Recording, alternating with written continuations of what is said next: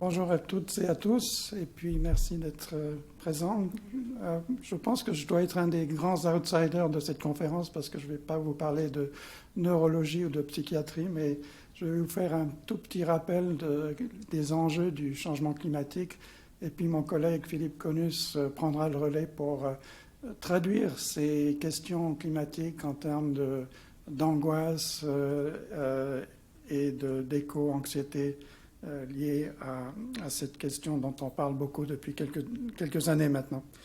J'ai choisi cette image parce que, souvenez-vous, l'été austral en 2020 en Australie, des feux de forêt sans précédent, et ici la capitale Canberra avec des feux de forêt qui s'approchent, et on peut aisément imaginer l'angoisse des gens devant cette avancée des feux qui menaçait les infrastructures, les maisons et peut-être même la vie des habitants. Alors, juste pour rappel, on assiste depuis plus d'un siècle maintenant, depuis, je dirais, le début de l'ère industrielle, milieu du 19e siècle, à une hausse continue des températures planétaires, à peu près 1 degré, un peu plus d'1 degré en l'espace d'un peu plus d'un siècle. Et juste à titre de comparaison, j'ai trouvé les données de Paris-Montsouris. Et on voit qu'à Paris, les températures se sont réchauffées encore beaucoup plus que la moyenne planétaire. D'ailleurs, c'est presque une constante en Europe. L'Europe se réchauffe en moyenne plus que la moyenne planétaire. Il y a différentes raisons physiques à cela. Ce n'est pas le but de mon propos d'entrer dans le détail dans cette conférence.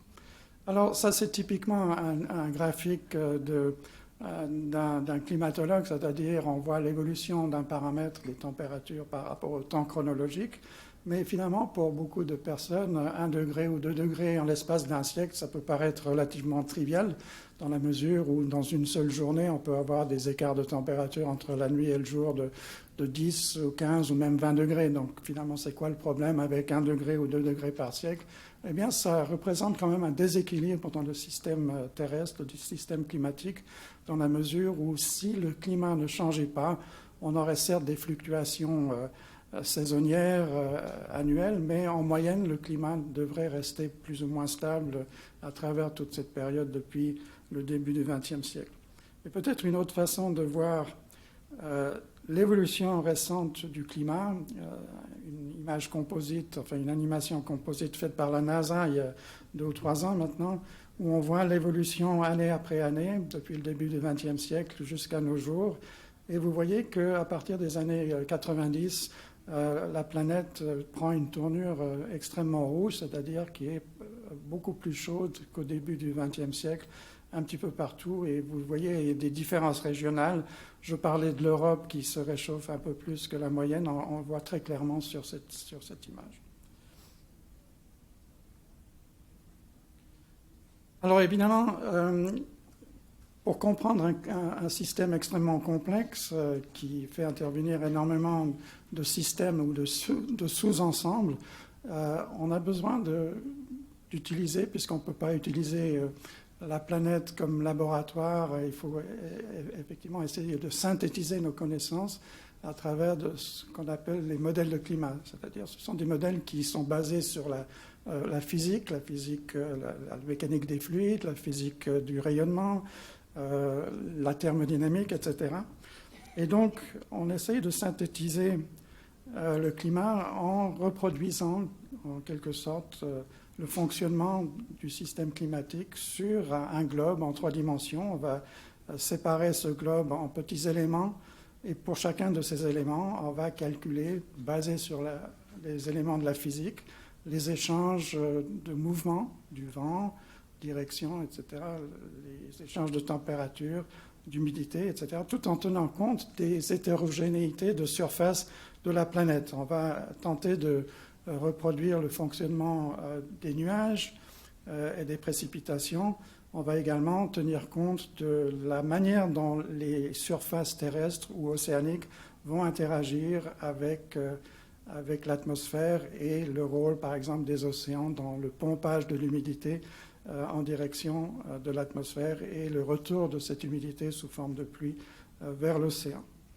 Et puis, depuis le début de l'ère industrielle, il y a un nouvel acteur dans le jeu qui s'appelle l'humain et les activités industrielles qui ont pompé énormément de gaz à effet de serre dans l'atmosphère qui sont en train de perturber le climat. Le climat n'est pas juste la composante atmosphérique, il faut tenir compte de beaucoup d'autres éléments, et notamment l'élément océanique qui est vraiment le grand régulateur, le thermostat de notre planète. Alors c'est justement grâce à ces modèles de climat qu'on a pu établir des liens de causalité, puisque dans les années 90, même début des années 2000, il y avait pas mal de scepticisme quant au rôle de l'humain dans l'évolution récente du climat. Et c'est clair que les scientifiques ont dû vraiment s'atteler à cette tâche pour essayer de déterminer ces liens de causalité. Donc vous avez de nouveau l'évolution observée du climat depuis 1900 sur ce graphique.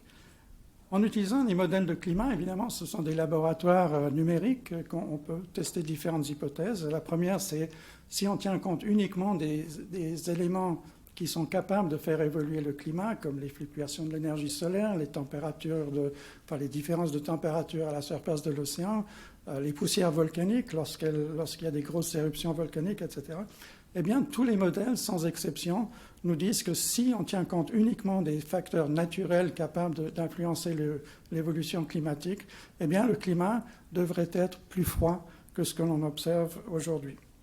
Maintenant, si on ajoute la composante humaine, c'est-à-dire l'augmentation anthropique de différents gaz, notamment le dioxyde de carbone, dans l'atmosphère, eh bien là, vous voyez qu'on arrive à faire coller beaucoup mieux la courbe observée et les courbes simulées, c'est-à-dire l'effet humain est non négligeable et peut-être même dominant depuis les années 80, les années 90 dans le système climatique.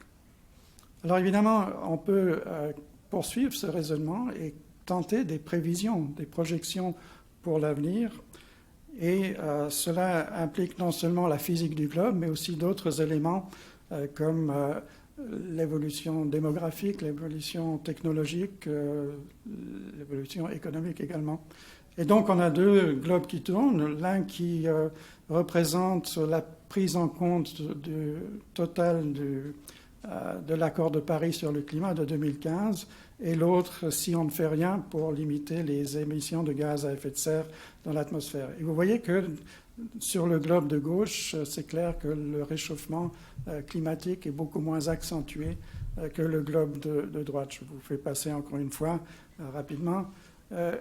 Et ce qui est intéressant ici, c'est que plus le climat se réchauffe rapidement, plus les impacts climatiques, les incidences de ce réchauffement seront importants. Et c'est là qu'on commence à entrer dans le domaine dont parlera mon collègue Philippe Conus dans un tout petit moment, parce que c'est clair que ce sont les impacts climatiques et non pas juste les changements de température qui vont avoir une incidence sur, disons, les éléments psychiatriques, les éléments d'éco-anxiété. Alors, justement, le changement climatique, ce n'est pas qu'une question de température, c'est beaucoup plus complexe que cela, parce que, justement, ce climat qui se réchauffe engendre différents types d'impacts, souvent très coûteux en termes de vie humaine et en termes économiques.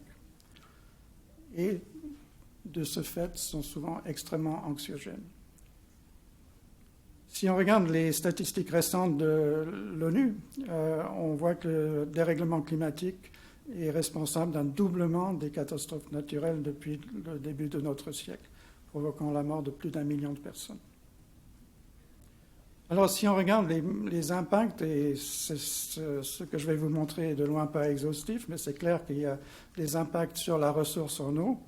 Et si on regarde cette petite animation, les débits fluviaux qui sont un reflet finalement des précipitations, on voit l'Europe, le bassin méditerranéen en particulier, qui va se dessécher de plus en plus en progressant vers la fin de notre siècle actuel.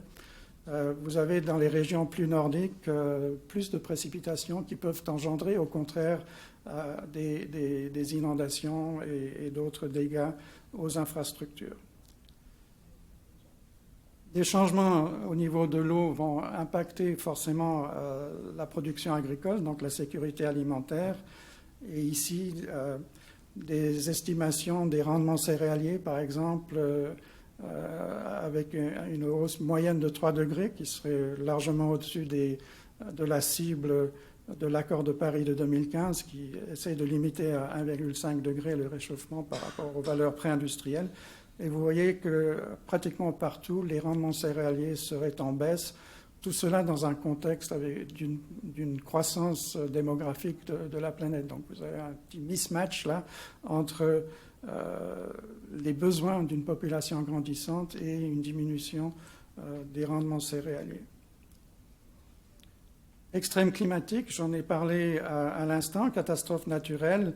Et si on regarde les tendances probables, c'est clair que les canicules vont augmenter dans un climat qui se réchauffe en moyenne, les inondations également, les sécheresses et les feux de forêt, les feux de brousse, comme je vous ai montré sur la toute première photo en Australie, les orages, la grêle qui est extrêmement dommageable, extrêmement coûteuse pour les assurances, notamment si la grêle tombe sur une grande ville. Il y a quelques années un orage de grêle à Munich et je crois que les dégâts ont dépassé 1 ou 2 milliards d'euros. Les tempêtes, c'est un peu encore une question en suspens. Est-ce que les tempêtes vont augmenter ou au contraire vont rester à peu près comme ce qu'on observe aujourd'hui? C'est clair que l'augmentation de température est une condition nécessaire pour engendrer différents types d'extrêmes, mais pas toujours une condition suffisante.